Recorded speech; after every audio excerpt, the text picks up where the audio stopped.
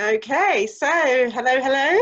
Welcome to our second live session for our Wellbeing at Home series. For those of you who don't know me and weren't present last week, I'm Stella Foti and I'm the founder of Wellbeing Escaped. Great to see familiar names and faces, so hi. And thank you for taking time out to be here with us. As we all know, we can't get you on a Wellbeing Escape right now. So we're bringing wellbeing into your home with our experts, such as Cornelius. And now we have the time to benefit from some of these great tools and practices. So we're delighted to be able to help facilitate that for you and bring you these great experts into your homes. Thank you for the positive comments from last week's breathwork session with Jordan. It really made us happy to know that you enjoyed and benefited from it. And please do keep those comments and feedback coming, and also any ideas you may have for future sessions, because we really want to make this an interactive process. So feel free to email us with any ideas or feedback you may have that would be helpful. And it also encourages us as well to know that you're benefiting and enjoying this. So today we're delving into the art of meditation. I personally started my own meditation journey over 20 years ago when I was going through some big life changes and I needed a tool to really help me navigate through everything. And over the years, I've been dabbling in and out of meditation, kind of leaving it, picking it up, leaving it, picking it up. But now it's a really important part of my life. And it's a great comfort to me when I'm stressed or I'm anxious. So when we were thinking about what sessions to do next, meditation was an obvious choice, a no-brainer, as some people say, excuse the pun. So I'm very happy that Cornelius here is joining us today to explain more about meditation and how powerful our minds really are. And for those of you who aren't aware, Cornelius is a world-renowned meditation teacher, but also, as importantly, if not more, an all-round wonderful person and spends a lot of time helping others. So before I just hand over to Cornelius, I just have a couple of housekeeping notes again. Please make sure you leave your microphone on mute just to keep the peace, not to disturb anyone else. If you want to switch off your video, feel free to do so. Cornelius will take us through the practice and or a talk and the practice, and then at the end, we'll take questions. As we did last week, please just put your questions on chat because there's a lot of us. And that way he will look at the questions and address them and answer them. And if you want to get a better view, on the top right-hand side is the speaker view. So you can just click on that and then you'll have a better view of Cornelius. So thank you for being with us, and handing over to you, Cornelius. Hi, everyone. So welcome to the Wellbeing Escapes series. I'm talking to you about meditation.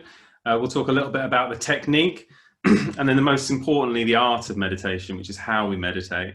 Lots of people know that meditation is focusing on the breath, but actually there's a whole teaching that goes along with it that enables us to meditate in a way in which the actual benefits of it, the profound benefits of it, can be realized.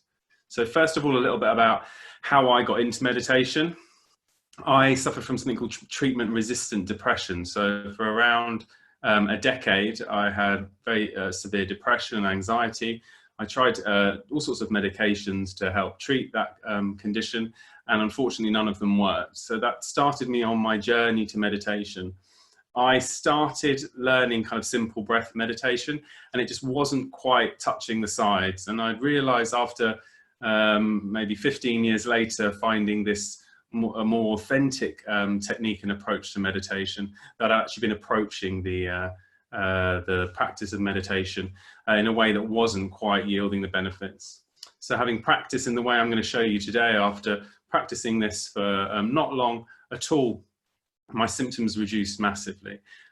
This way of teaching is, like I said, a very simple breath technique, but it changes the way we approach meditation. So first of all, a few misconceptions about meditation.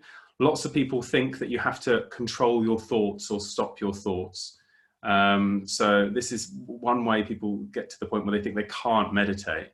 The good news is you don't have to control or stop your thoughts. So this is really important to remember. why people think that is because when we meditate, often our mind reduces in a level of thought and it feels very nice. So as it feels very nice, people start to chase it. And by chasing it, they actually undermine the meditative process. What we're actually doing through meditation is instead, rather than trying to control the mind, we're letting the mind function all by itself. We're letting thoughts come and thoughts go without any resistance. So whether emotions come up, whether it's stress, whether it's tension, whether it's happiness or joy, whether we have moments of busy thoughts or moments of no thoughts at all we're doing is creating this sense of just profound acceptance for what's arising within the practice. So the practice itself is simply focusing on the breath, at least in the initial stages. So you bring your attention to the breath, watching the air as it moves in through the nose and out through the nose. And as you fixate on this sensation of the air moving in and moving out, what will happen is your attention will move away from your breath. And again, lots of people, when this happens, they start to feel like they're not meditating properly or they're not able to meditate. But actually this moving away of our attention is something that is very normal. And in fact, it is the process of meditation to just keep returning the focus to the breath. So first of all, this misconception that we have to clear our thoughts, we move this out of the way. And second of all, that we have to keep our attention on the breath. We don't have to. We're trying to pull the attention to the breath, but we'll naturally get distracted. So these are the two main misconceptions people have about meditation. Hopefully clearing those up means you can meditate a little bit better. So as I was saying, the actual practice is very, very simple. What we're trying to do when we're practicing is allow the mind to fall into this profound sense of equanimity and acceptance for what's arising. So as we sit and breathe in through the nose and out through the nose, we're changing the way we relate to our mind and our thoughts. So usually throughout the day when you're thinking, your attention is sucked into and absorbed into your thought narratives, all the things you're thinking about your life, about people in it, about your work, stress, or any other situation that arises in your life. You're focused on your thinking mind. What happens when we keep doing that is it actually creates stress and turbulence. What happens is when we're running through these narratives of the mind, it actually creates a lot of stress in the mind. Our minds get consumed by desire, and our minds get consumed by the resistance to certain things that are going on in our life. So we end up with this internal narrative that's constantly churning, trying to get us what we want and trying to help us avoid what we don't. It's quite interesting that we try and do that in order to be happy, but it's actually that process of overthinking and constant trying to grasp and gain and attain and constant fear of loss and anxiety of loss that actually creates suffering. So what we're doing in meditation is we're changing the way we relate to that internal monologue by changing the value that we're placing on it. So what we're doing in meditation as we focus on the breath is pulling our attention away from the thinking mind and just allowing it to function, to come and go, and to get very dispassionate about what's arising in the mind. Something that's quite alien to us because we're so used to being so interested in and obsessed with what we're thinking, with our opinions, our judgments, and our assessments. And we often find that we're a victim of our own internal narratives and we don't know how to get distance from them. This is the way to get distance from them, by simply, in your mind, withdrawing the value that you're placing on the content of your thoughts and your narratives. So this is what we're doing as we're focusing on the breath. We're allowing the mind to fall into a profound sense of acceptance for what's arising and withdrawing the value that we're placing on our narratives. Immediately when you meditate, you'll notice that some aspects of your experience you're grasping after and other aspects you're pushing away. So you might hear the sound of a bird and think, wow, this is great. This is really adding to my meditation. This is wonderful. I want more of this. And you may hear someone drop cutlery in the kitchen and your mind immediately is like, I don't want this. When you watch your mind in meditation, you'll notice that it's doing that all the time, obsessively actually, grasping hold of some aspects of your experience and pushing away others. And what we're doing in meditation is undermining that by instead allowing the mind to fall into this profound sense of acceptance for what's going. So you can see by this removal of the value that we're placing on our narratives and by this muting of the aversion and desire mechanism of the mind, we're bringing the mind into a state of stillness. And this is what we're doing through meditation. So when we talk about how meditation helps us unleash the potential of the mind, it sounds like that's quite a big feat. And how would we go about unleashing the potential of the mind? It must be something really hard to do, and it must be years of practice, and we have to know all sorts of different meditative practices and weird and wonderful type yoga techniques and things like this. And actually the good news is that you don't have to at all. The mind's potential releases automatically when you bring it to stillness. This is what the meditator's wisdom is. We realize that actually grasping around at our experience and trying to push away certain things and grasp hold of others and consuming our mind in narratives only leads us into more suffering and stress. When you experience stress, your mind is on fight or flight. So you're in a state of panic. And when you're in a state of panic, the higher functions of your mind aren't functioning well. So things like intelligence, compassion, wisdom, all of these aspects of the mind will function less if your mind's in a state of panic. When you're being chased by a tiger, you don't need to worry about wisdom. You just want to get out of the room. You just want to get out of the way of danger. But because we're constantly all the time in a state of stress, we're constantly in this state of panic, or we're constantly in this state of high alert, we start to go into fight or flight mode, and we stay in a chronic state of flight or fight, which stops the mind expressing its potential. It stops us self-actualizing, and it's that's the wonderful thing about this teaching of meditation. Actually, it's more of a, rather than a development, releasing the potential of the mind, it's letting the mind flower, simply by bringing your attention to your breath, simply by undermining the narratives of the mind and changing the relationship that you have with your thoughts and with your opinions, judgments and assessments. So in a moment, we're going to do a short meditative practice to help you understand more from an experiential point of view. But hopefully that gives you a little bit of an insight into just the very basic bones of meditation. Really, a lot of people say, how often should I meditate? Or I haven't got the time to meditate. And really, you only have to do 5 or 10 minutes, really, initially, to start training your mind to behaving differently with your own self, to relate, in order to help you learn how to relate to your mind differently. So what we want to do is, rather than our meditation being a sitting practice, is actually start to live in that meditative way in which we become far more accepting of the situations that are arising in our lives, the challenges that are arising in our lives. The thing about our overthinking, which causes our suffering, the thought process itself only arises when we label something a problem. And the problem that we have is that we're labeling so many things problems. We're labeling so many aspects of the human experience as problems, fundamental aspects of the human experience, things like suffering and grief and sadness, all these parts of being human that are always going to be present. We start to develop so much resistance. We call them problems, and then our mind reacts to them as problems, increasing our thought, overthinking, and creating a lot of suffering. So actually, rather than just having this as a sitting practice, what I advise everyone to do is to start moving through your life in a way where you're making peace with things, where you stop labeling things as problems.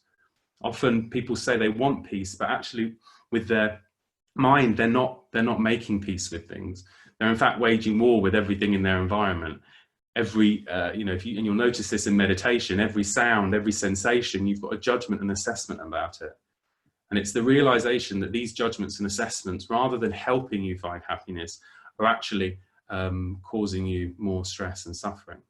So this meditative practice is something that helps us engineer a state of mind that we can bring into our normal lives that allows our mind to unleash its potential. They've done all sorts of, you can look into all the science of, the MRI studies they've done looking at meditators' brains and how they function. And these higher functions of the mind, they light up like a Christmas tree when people are meditating. And this is all because they're changing the relationship that they have with their thoughts and with their mind. So one of the key things in the first lessons we have when we start to meditate is that as we sit and we watch, our thoughts come and go. and we notice that our thoughts are coming and going. So as you start to do this short practice in a moment, realize and really see how this thought that you experience is coming and going. We often think that we are our thoughts. Often people really assume that they are our thoughts. Actually, our thoughts are something we experience. It's a faculty of the mind. They're actually conditioned patterns of response that arise in the mind. So our thoughts, rather than being who we are really a kind of our brain giving us an FYI of our environment. There'll be some of you there thinking, wow, this sounds quite odd, that I'm not my thoughts. Of course I'm my thoughts. And there'll be others of you, and some of you that might never heard of meditation or meditation teaching, that will say, well, of course that's right. Of course I'm not my thoughts. Some people realize this instinctively, and you tend to find that they're happier because they experience their thoughts with more dispassion and detachment. And then you find people that really believe themselves to be their thoughts. They exist in a state of suffering and in a state of inner turbulence in a much greater way than people that have this understanding that they're not their thinking mind. So it's important when we sit and meditate that we realize this as we sit, as our thoughts are coming and going, realizing that thoughts are coming and going. And in meditation, you may have a moment where you experience the absence of thought. And obviously, if you're there to report the absence of something, you're something other than thought. And this really leads me to really the culmination of meditation, which is about the discovery of who you really are beyond your thoughts, beyond the conditioned mind. And this is what meditation is. It takes you to that place experientially through this meditative process. So I'll begin the practice now.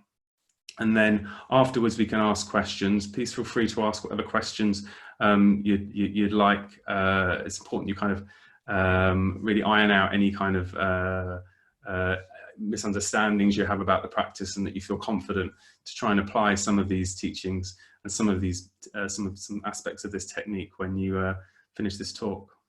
So get yourselves nice and comfortable, and don't worry too much about posture. There's all sorts of teachings about how you should sit, and people sitting bolt upright and spending a lot of time trying to sit straight and not actually meditating in the way that they should meditate. So actually just allowing yourself to sit comfortably.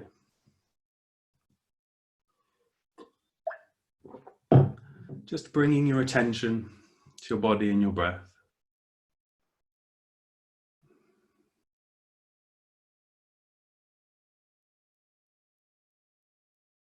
Just noticing how the body breathes.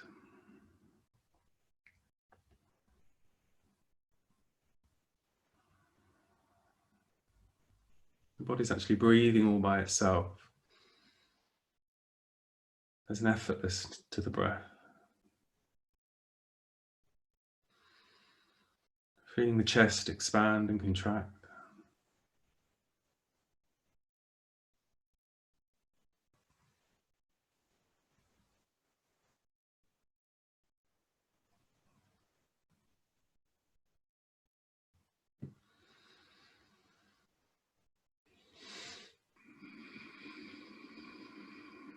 Just gently bringing your attention to the area of the nose.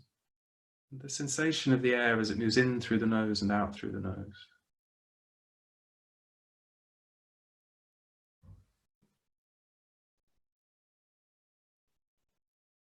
Perhaps you can feel the slightly cooler air as you breathe in.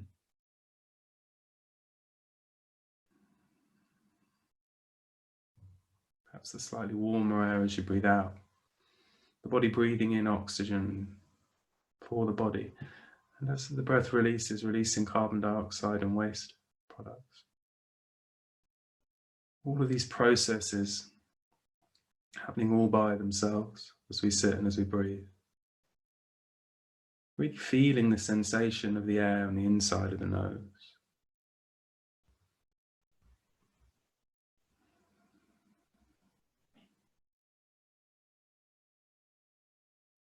And as you do this, your attention will naturally pull away to your thoughts, and you don't have to worry how often that happens or what you get distracted by.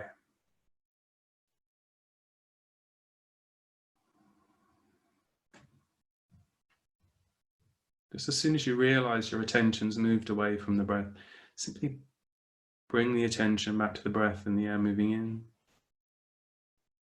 and out.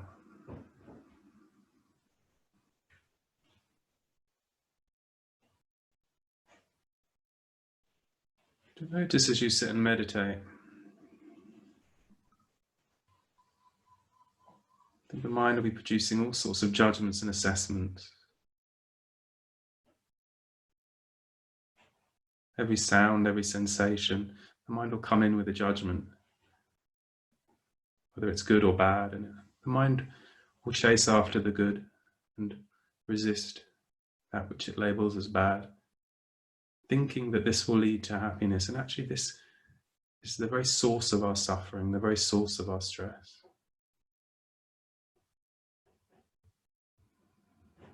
So as we meditate and focus on the breath, we just allow ourselves to fall into a profound sense of acceptance.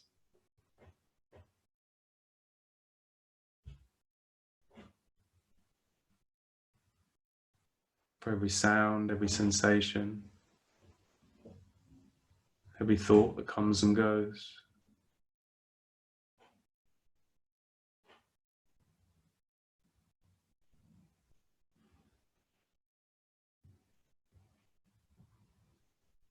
In doing so, you allow your mind to rest.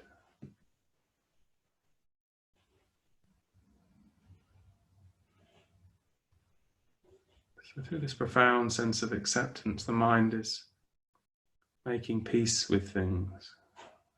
When you make peace with things, you find peace.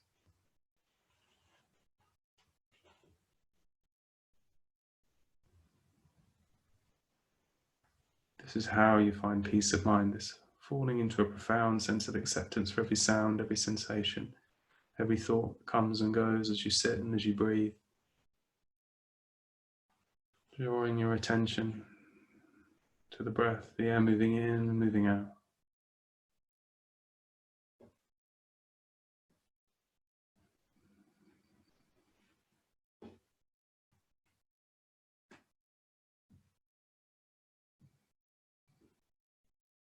We often build all sorts of tension and resistance to experiences that we've had in our life, to our past. And actually, if we want to transcend our past, if we want to move forward, if we want to let go, we have to fall into a state of acceptance with what's arisen in our lives. With wisdom, we can realize that actually the most challenging aspects of our experience have taught us things about ourselves, about life. It's often from the most challenging experiences that we grow. And if we can fall into a state of acceptance of things, the positive effect that these often very challenging experiences can have on us is amplified.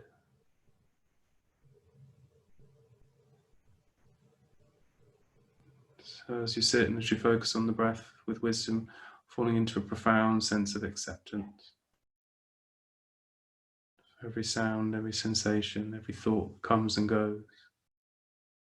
Every aspect of our past, no matter how challenging. Through acceptance, we find freedom.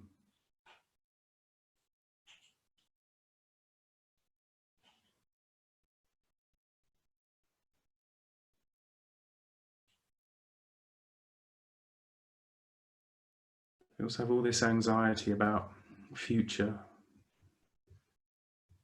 All this anxiety about what will happen to us.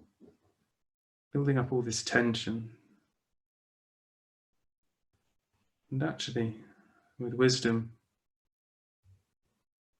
we can know that this experience of birth to death and everything in between, this human experience, simply is what it is.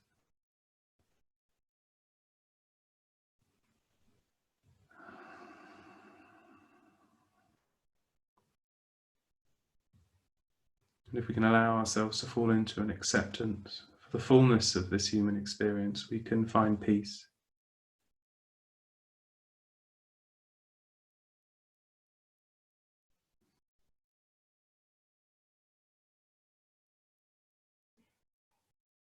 As we sit and as we breathe, Drawing the attention back to the breath.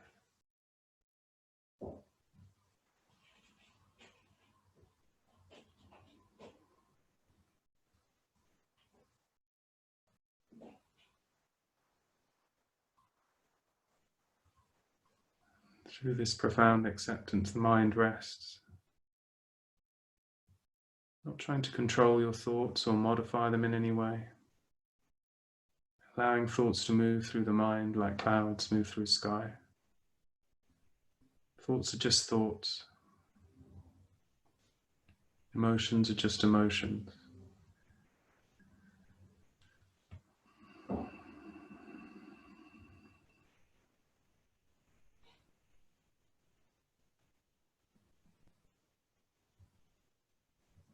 And as we rest the mind, we realize that the natural state of mind is peace. It's only the turbulence of aversions, desires,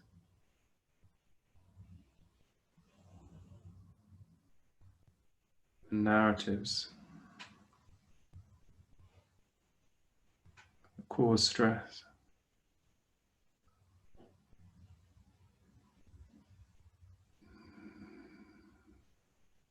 So we rest.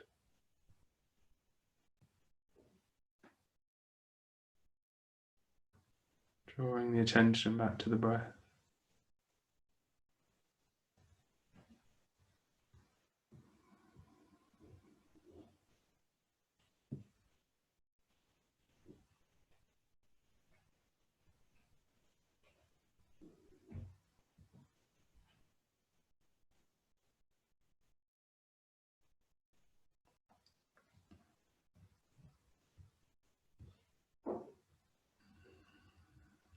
When the mind's at rest,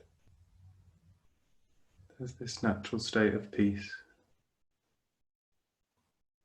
The profound freedom we begin to have by realizing that peace is born through our own reactions. And suffering is born from our own reactions. That actually it's how our mind reacts to things that governs whether we're at peace or in a state of stress. So immediately this realization is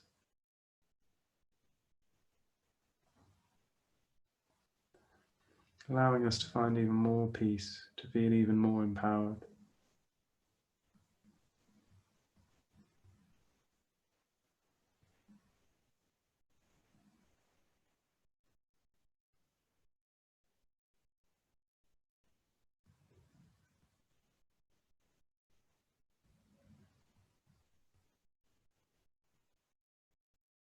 Just now, your mind in a state of rest, just noticing how you're aware. Our mind is so busy with thoughts, we lose contact with the very underlying nature of our mind, which is this very simple experience of being aware. You're aware of the sound of my voice, the sensations in the body. There's something about the mind that's aware and alert.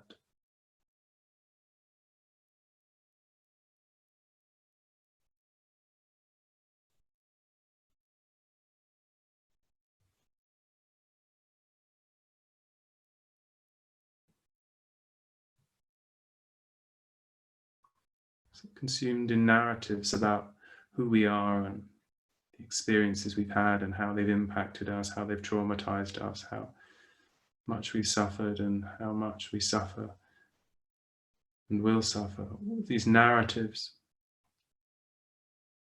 But actually when we look into the mind, when we really rest the mind and look, there's really nothing there but this simple awareness and thoughts coming and going.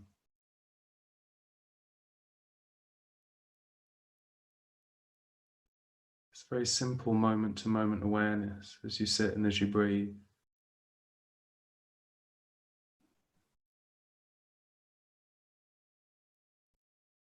This cornerstone of the mind.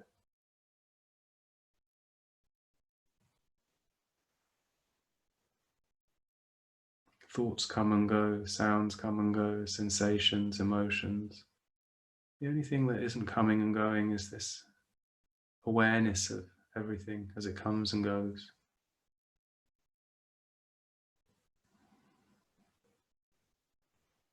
The thoughts we have, the emotions we have are like waves rippling on the surface. And our awareness is this ocean, this deep ocean.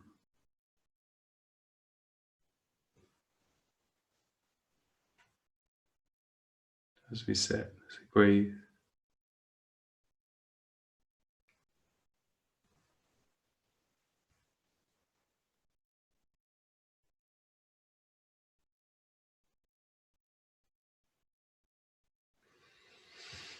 We actually can realize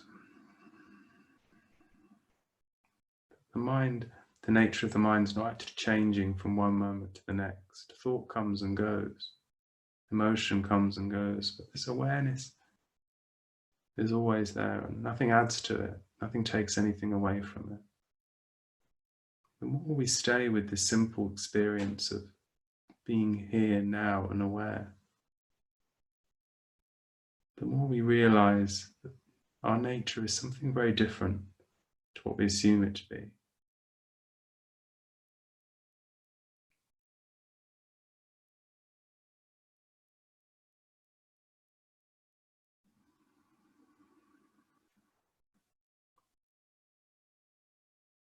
That as we meditate, these narratives of the mind gently reduce, and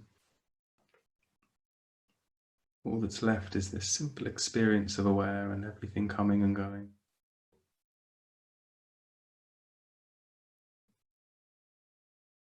Nothing adds to the experience of being aware, nothing takes anything away from it. It's immutable. The foundation of your mind doesn't shift and change. This is a profound realization. The ongoing awareness of the mind does not shift and change. The very foundation of who you are. Everything else comes and goes, but not awareness. The very foundation of who you are is not something that is impacted or affected by anything at all.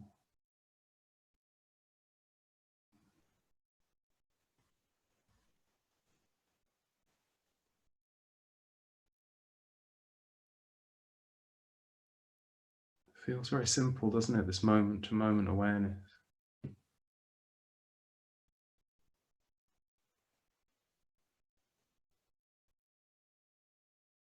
And yet the reason why we sit and still the breath and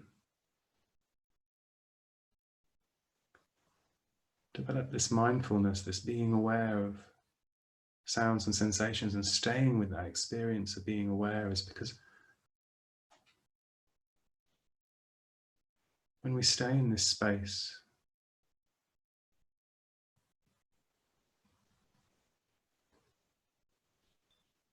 we realize that our nature is something very different to what we assumed it to be.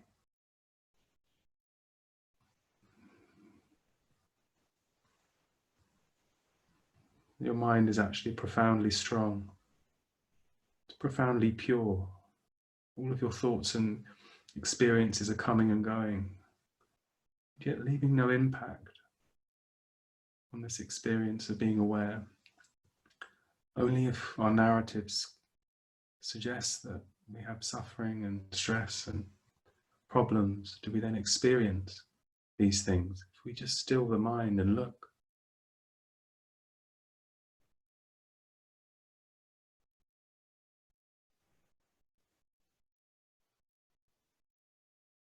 you see that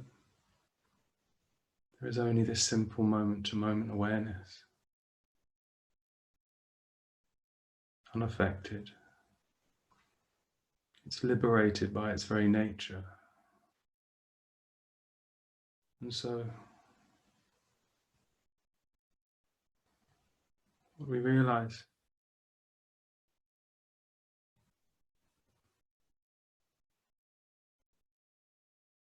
is that the potential of the mind that we're trying to release. Strength, courage, wisdom, peace, purity. What we realize through meditation is that your mind already is that. You just forgot.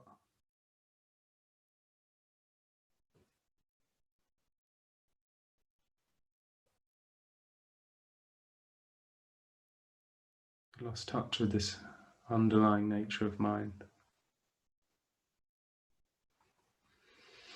Meditation is the way in which, one way in which we can reacquaint ourselves with our own mind, with our own nature.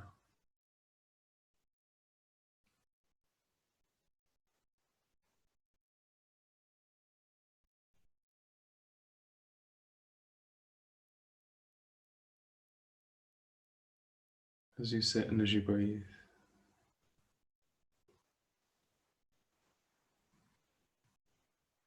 knowing this, the mind can rest. All struggle and stress can ease away as you sit and as you breathe. And moving in through the nose and out through the nose, the mind can fall into a state of desirelessness.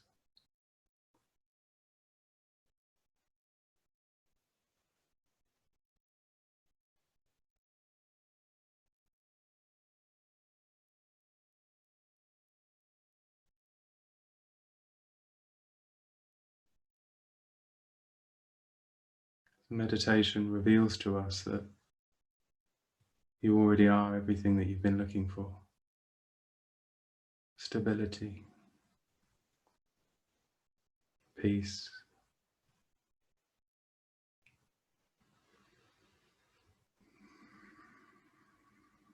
strength. Your own mind becomes your refuge as you sit and as you breathe.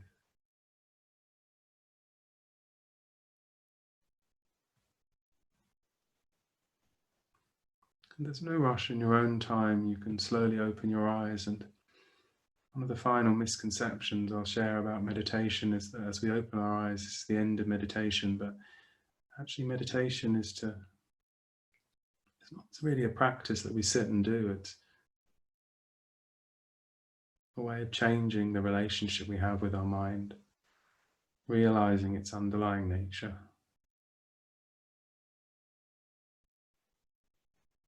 And through that realization of our underlying nature, of the truth of who we are, of what thought is, of what emotion is, our potential releases effortlessly.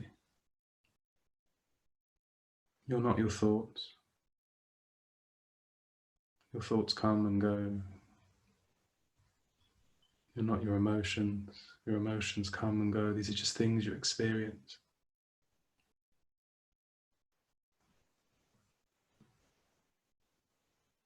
Your mind is, at its foundation, this very simple experience of awareness, and this practice is a way of reconnecting with that. So as you move through the rest of your evening, if tomorrow or the next day and the next day you want to realize the benefits of meditation, then really the most profound thing you can do in any moment is to come into a mindfulness of that moment and just simply be aware. Notice the awareness of the mind, become acquainted with just this very simple experience of being aware. When you're in the garden, be aware of the sounds of the birds. When you're in traffic, be aware of the sounds of the traffic.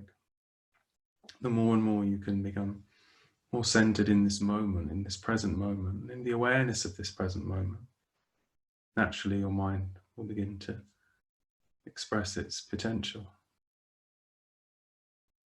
So I hope you found this short talk on meditation and releasing the potential of the mind through meditation useful.